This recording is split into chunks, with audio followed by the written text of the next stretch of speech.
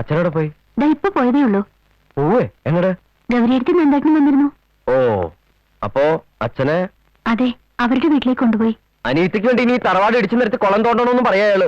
എന്തിനാ വേണോട്ടെ വെറുതെ വഴക്കിനൊക്കെ പോണത്? വേണ്ട, ഉപദേശങ്ങളൊന്നും വേണ്ട. തന്റെ ഉപദേശങ്ങൾ ധാരാളം കേട്ടിരിക്കുന്നു ഞാൻ. താൻ എന്നോട് എന്താ പറയാൻ പോകുന്നതെന്ന് എനിക്കറിയാം. സഹിക്കണം, ക്ഷമിക്കണം എന്നൊക്കെയല്ലേ. താനാ എന്നെ നിലയിൽ എത്തിച്ച്. അല്ലെന്ന് പറയാൻ പറ്റുമോ എനിക്ക്? വേണ്ട, ഒന്നും പറയണ്ട. എന്താ വേണ്ടതെന്ന് എനിക്കറിയാം.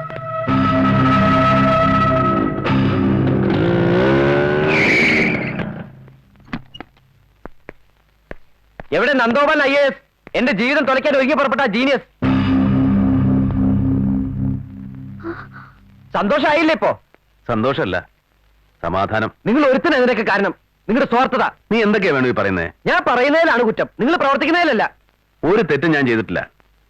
I have an important meeting. നീ ഇവിടെ ഇരിക്കെ, സമാധാനമായിട്ട് സംസാരിക്കാം. ഓ, നിങ്ങൾക്ക് മാത്രം മീറ്റിംഗ്, നിങ്ങൾക്ക് മാത്രം തിരക്ക്, എല്ലാം നിങ്ങൾക്ക്. ഞങ്ങളൊക്കെ ചെറ്റകളാണല്ലോ അല്ലേ? വേണു, ലോകത്തിൽ വേറെ ആർക്ക് അനീതിമാരില്ലല്ലോ. ആദ്യം അനീതിയുടെ പേരും പറഞ്ഞ് എന്റെ ഏർത്തി അടിമയാക്കി, പിന്നെ എന്നെ, ഇപ്പൊ ഞങ്ങളുടെ അച്ഛനെ. എന്നെ ആരും നിർബന്ധിച്ചു കൊടുന്നതല്ല.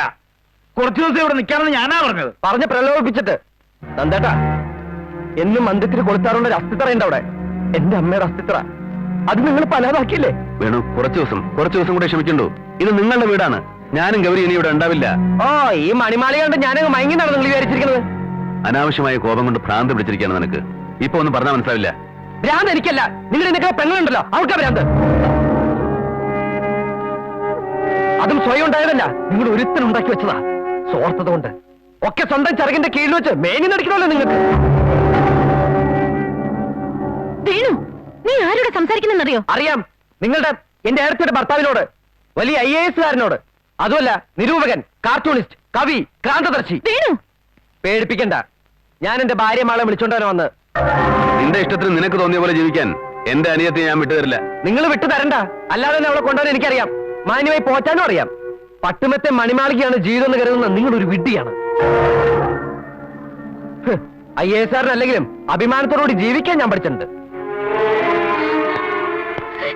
വാ, വാ. നമുക്ക് എവിടെ പോകണ്ട, ഇവിടെ തന്നെ നിൽക്കാം. വരാനല്ലേ? അവളുടെ സമ്മതമില്ലാതെ നീ അവളെ എവിടെയും കൊണ്ടുപോകില്ല. അത് തടുക്കാനുള്ള കഴിവൊക്കെ ഇപ്പൊ എനിക്കുണ്ട്. ഓ, അനുജത്ത് നിങ്ങളുടെ സ്വന്തം. എനിക്ക് യാതൊരു അവകാശമില്ലല്ലോ. പക്ഷെ എനിക്ക് അവകാശപ്പെട്ട ഒരു ജീവിതം ഈ വീട്ടിലുണ്ട്. അത് ഞാൻ കൊണ്ടുപോകും. ആരെതിർത്താലും ആര് തടഞ്ഞാലും. നിങ്ങളുടെ അനിയത്തെ കൊഞ്ചിച്ച് ഭ്രാന്തിയാക്കിയതുപോലെ എന്റെ കുഞ്ഞിനെ കൊഞ്ചിച്ച് ഭ്രാന്തിയാക്കാൻ ഞാൻ സമ്മതിക്കില്ല.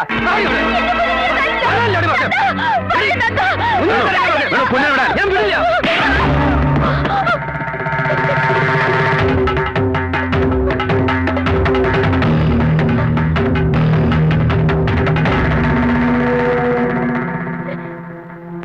മതി, തൃപ്തിയായി. നിങ്ങൾക്ക് നിങ്ങളുടെ വഴി, എനിക്ക് എന്റെ വഴി. ഇനി ഞാൻ ആരെ ബുദ്ധിമുട്ടിക്കാൻ ഇങ്ങോട്ട് വരില്ല, ഇങ്ങോട്ട് വരില്ല.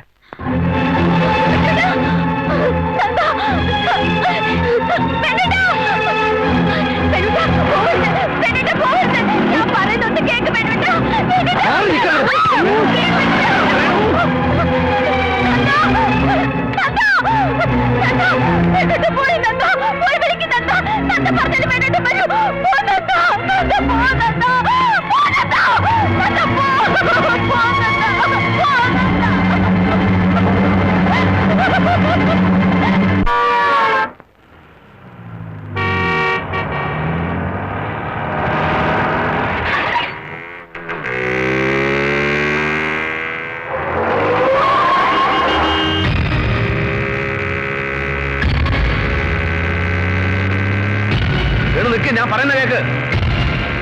I M sorry Venu, please. അമ്മ അവിടെ കരയാണ്. Please come back Venu, please. I'm sorry. ഞാൻ മാപ്പി ചോദിക്കാൻ പോരെ? വേണു, വണ്ടി.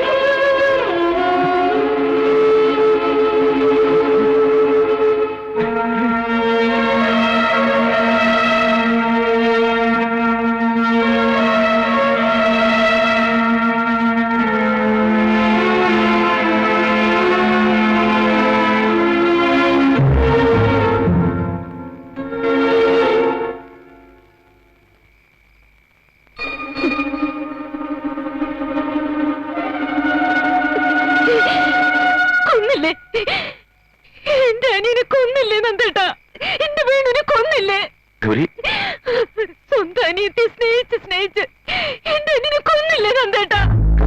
ഒന്നും പറയണ്ട. ഇത്രയും വലിയ ശിക്ഷ കൊടുക്കാൻ എന്റെ വേണം എന്ന് തെറ്റാ ചെയ്തത്.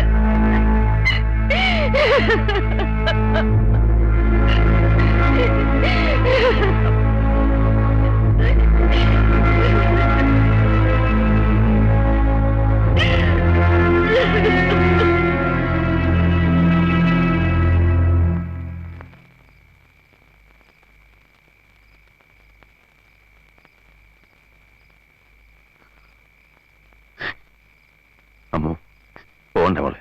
തൃപ്തിയായില്ലേ? എല്ലാം നശിപ്പിച്ചപ്പോ സമാധാനായില്ലേ നിങ്ങൾക്ക്? മോളെ ഞാനില്ല, ഞാൻ എങ്ങോട്ടുമില്ല. ഈ മുഖം എനിക്കിനി കാണാൻ വേണ്ട.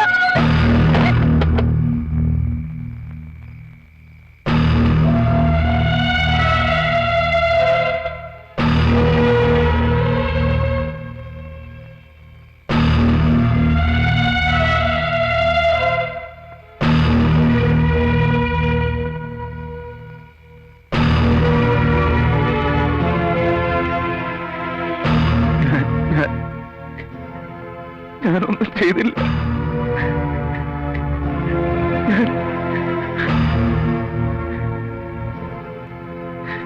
ഞാനൊന്നും ചെയ്തില്ല.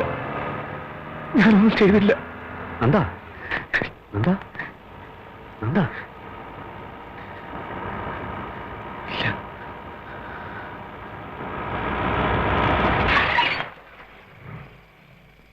സാറ് ഈ വഴി വരുന്നുണ്ടെന്ന് അറിഞ്ഞു. ഒരു കാര്യം പറയാനുണ്ടായിരുന്നു. ആ, പുഴയിലൊരു സ്ത്രീയുടെ ബോഡി ഐഡന്റിഫൈ ചെയ്താല്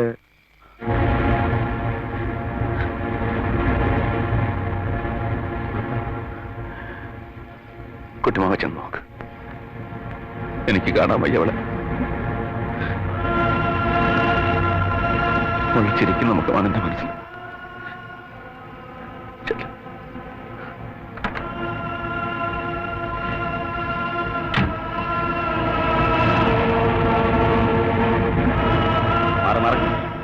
മാറ് മാറ്.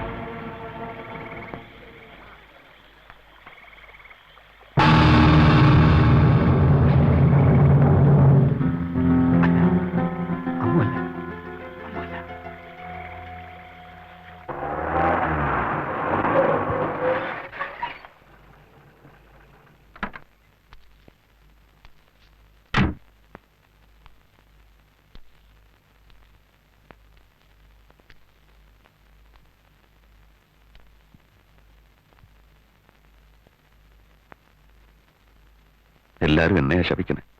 ഒരു തെറ്റും ചെയ്യാത്ത എന്നെ. ഒക്കെ ഒരു തെറ്റിദ്ധാരണ. നന്ദൻ സ്വയം ശിക്ഷയും വിധിച്ചു. അതിന്റെ പേരിൽ എന്റെ മോളെ കരയാത്ത ദിവസം ഉണ്ടായിട്ടില്ല. നന്ദന്റെ അനിയത്തിയും.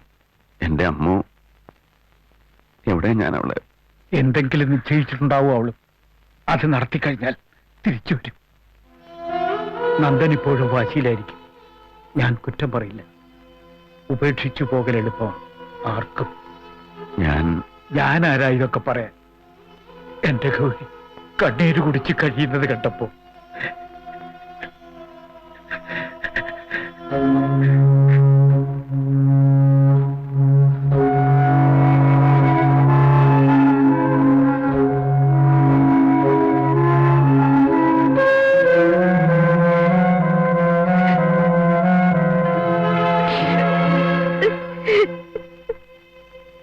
നന്ദാ,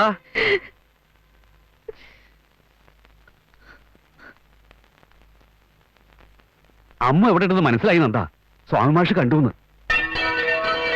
രാമേശ്വരത്തുണ്ട്, ഞാൻ കണ്ടു.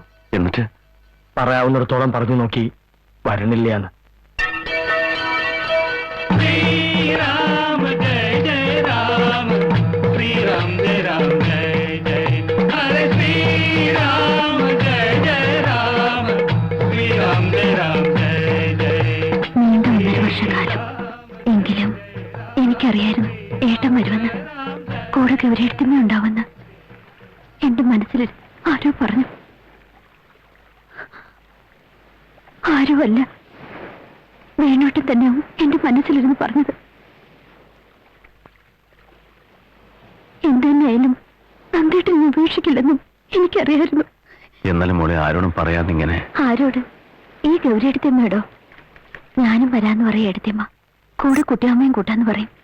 അപ്പോഴും ഏട്ടന്റെ അജ്ഞാതവാസം അവസാനിക്കില്ലല്ലോ. കുട്ടിമാമ ഒന്ന് പറഞ്ഞപ്പോ നിന്നെ കാണാണ്ടായെന്ന് കേട്ടപ്പോ വേണോട്ടിന് വേണ്ടി എനിക്കൊന്നും ചെയ്യാൻ കഴിഞ്ഞില്ല. വിവരദോഷം കൊണ്ടാവാം. ജീവിച്ചിരുന്ന കാലം മുഴുവനും വേണോട്ടിനെ ഉപദ്രവിച്ചിട്ടുള്ളൂ ഞാൻ. എന്നിട്ടും വേണോട്ടിന് എന്നെ വെറുത്തില്ല. കൂടുതൽ കൂടുതൽ സ്നേഹിക്കുകയും ചെയ്തത്.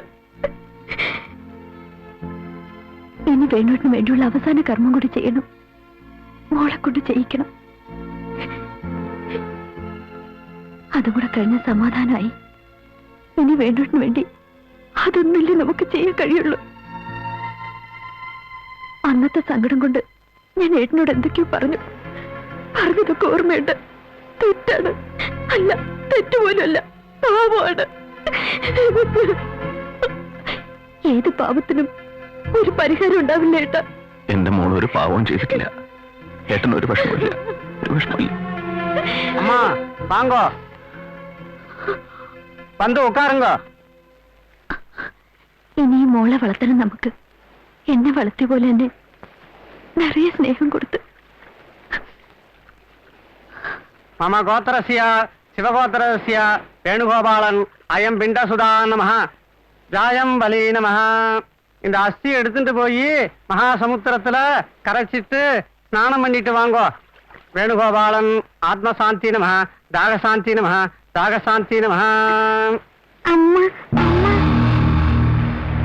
അമ്മോ, അധികം ദൂരത്തേക്ക് പോകണ്ട. ഞാൻ പഴയ അമ്മ അല്ല. ഏട്ടനൊട്ടും പേടിക്കണ്ട.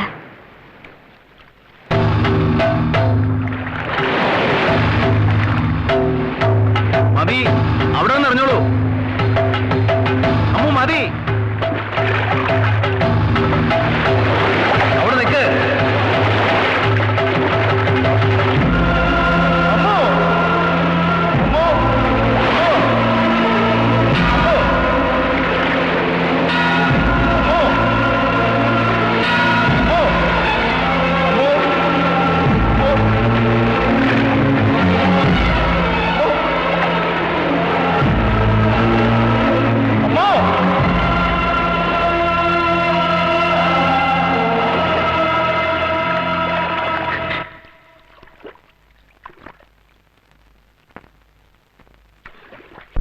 നന്ദ, നന്ദ,